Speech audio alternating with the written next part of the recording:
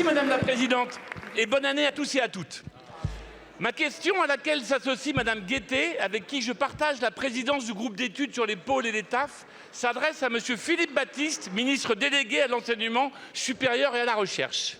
Il y a une semaine, un incident s'est déclaré sur l'île d'Amsterdam, district des terres australes et antarctiques françaises, contraignant ses personnels à évacuer sur un navire de pêche, l'Austral, en attendant d'être récupéré par le Marion Dufresne, navire ravitailleur des TAF. Je veux ici saluer le professionnalisme et la réactivité des personnels évacués et de leur administration. Je veux aussi remercier les pêcheurs de l'Austral pour leur grande solidarité de gens de mer.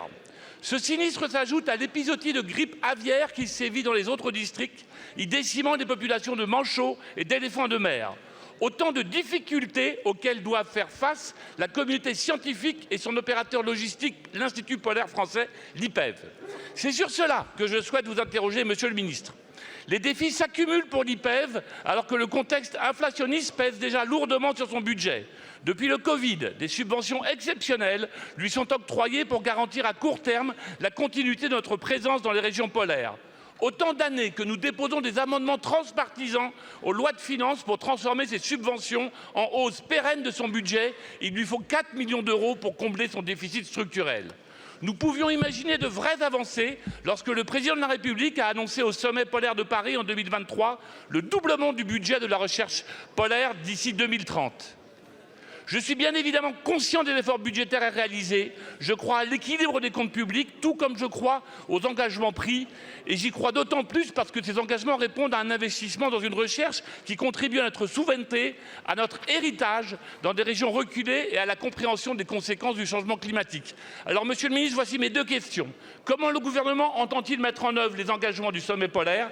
Acceptez-vous de travailler avec cette Assemblée à leur concrétisation avec, parmi les priorités, la rehausse du budget de l'IPEV de 4 millions d'euros? Je vous remercie. Merci beaucoup, Monsieur le député. La parole est à Monsieur Philippe Baptiste, ministre en charge de l'enseignement supérieur et de la recherche.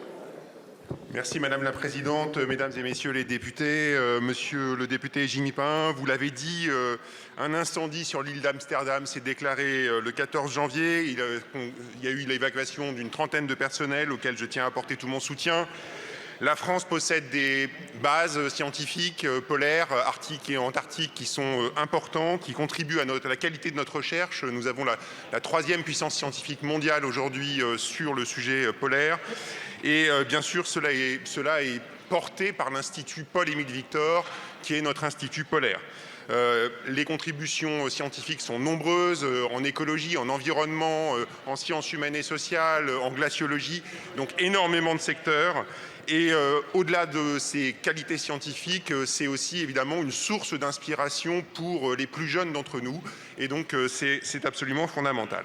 Sur le plan budgétaire, outre quelques financements européens, l'essentiel du budget de l'IPEV vient de la subvention pour charges service public qui lui est versée par le ministère.